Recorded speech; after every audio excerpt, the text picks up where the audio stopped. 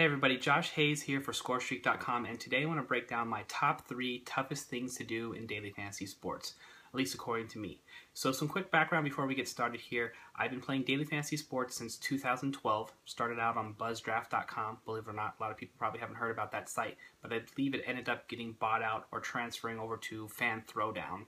So started out there. I've been playing season-long fantasy sports since 1999, and since 2012 I've been trying to figure out how to transition myself successfully into a winning player over from the season-long fantasy game into the daily game. And I've had a small amount of success, not a huge amount of success, but I am currently the #1 ranked player on ScoreStreak.com, so I can call myself a winning player, and I want to share some of those tips with you today.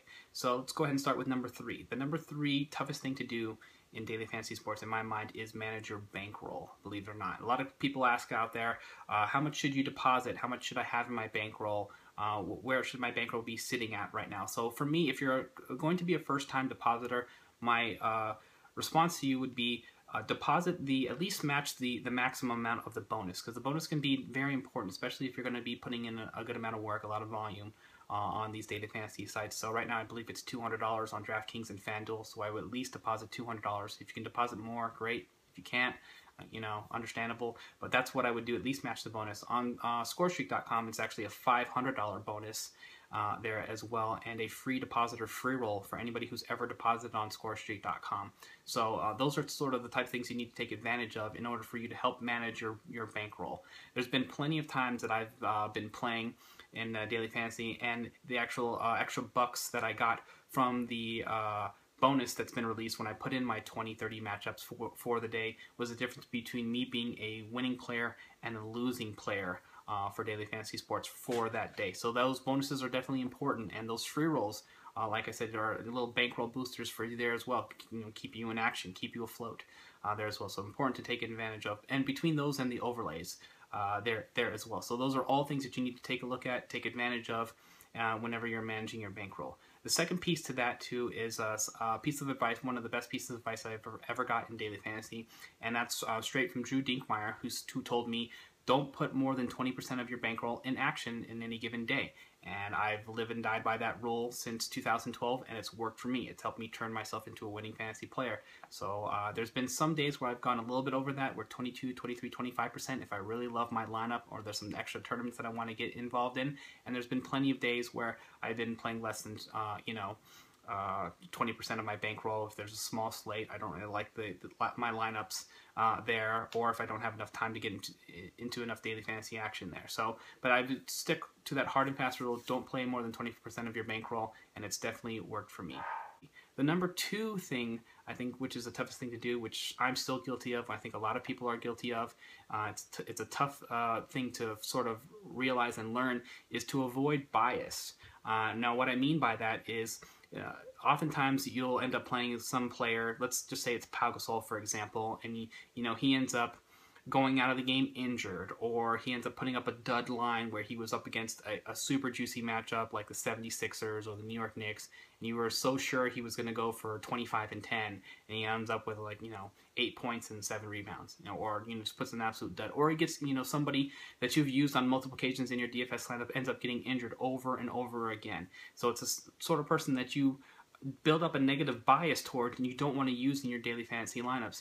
Now, the way that this works in daily fantasy is you're just going to have to learn how to set that aside. It's very tough, and sometimes when somebody burns you, you just don't want to use them anymore, and there's probably something to that. But what I try to do is stick to the numbers and take a look at the matchups and set aside my own personal bias. Whether or not that person has burned me before, if Pau Gasol is the best matchup on the board for my lineup, for the price, or for the rebounding category on ScoreStreak, or whatever it may be, if the numbers tell me that's what I should do, I'm going to trust the numbers. The numbers are smarter than me, personally, smarter than my own personal opinion or feeling about whether or not this person should be playing or not. So I let the defensive matchup and the stats dictate my lineup, not my own personal feeling about whether or not I hate or like a player because they did one thing or another to my team, or to my favorite team, or to my fantasy lineup. On the flip side of that too, there's like a positive bias. Like let's say for me personally, I'm a Sacramento Kings fan, obviously, and I love using DeMarcus Cousins. And DeMarcus Cousins, you can actually justify him quite a bit in a lot of fantasy matchups because he's been an absolute beast this year, and it's great for me.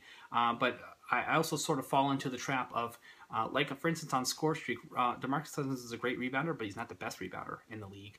And you know he'll be matched up against guys like Andre Drummond and DeAndre Jordan, Tyson Chandler, and so you have to resist the temptation to use him in one of the top tier spots in DFS or in your salary cap lineup when you have a better matchup or somebody who's a better value for the price. Despite the fact that I love DeMarcus Cousins and the Sacramento Kings. So whether it's positive bias or negative bias, it's something that you have to try to avoid. Now that's sort of going to take away from the fun of the daily fantasy because one of the things that you like to do is use your favorite players and win with them. But it's probably not the best winning strategy overall. The best thing you can do is use those when the matchup is right and just be glad that you're able to roll your favorite player into your fantasy lineup because it was the right thing to do, not because he's your favorite player or not because or avoid a player because you hate them because of what they've done to you in the past. So that's something else that you need to keep an eye on there. So the number one toughest thing to do in daily fantasy sports, in my mind, is to evaluate why you are winning or losing. You need to take a look at your daily fantasy lineups there and take a look at the results. And sometimes you're going to win and sometimes you're going to lose. But understanding why either one happened is one of the most important things. It's a tough thing to evaluate, to be honest with yourself and say, did I set the best lineup or were there some adjustments that I need to make, even when you won? And the way that you can kind of do that is being active in the forums. Take a look at Roto Grinders. Take a look at the lineups for the tournaments and the matchups that you played from winning players. Compare them to your lineup, and then sort of evaluate for yourself. This person used Chris Middleton. I decided to use Jared Solinger. Why was his play better than my play, or was that the better play? And sort of try to learn from what they've been doing and their overall strategy from their lineups. And if you're able to talk to them on Twitter or on the forums, even better. Talk lineup strategy. I talk lineup strategy all the time with a lot of my friends, with people on Twitter. Toss ideas back and forth, and end up making lineup adjustments based on that a lot of the time. So having an active ability to take a look at your lineup, reevaluate it after the fact. A lot of people don't even go look back at their lineups after the games are over. They're just ready to set the next lineup for the next day. So if you're one of those people who are going back and looking at your lineups and evaluating why you won or lost and having an active discussion to try to make your daily fantasy lineups better and your strategy better, you're going to be better off for it. That's going to do it for today's video. A reminder, don't forget to subscribe here at the bottom. You can follow me on Twitter at FantasyHoopsPod. And don't forget to check out all the daily fantasy action on ScoreStreak. You can give them a follow on Twitter at ScoreStreaker. Good luck on all your fantasy matchups this weekend, everybody.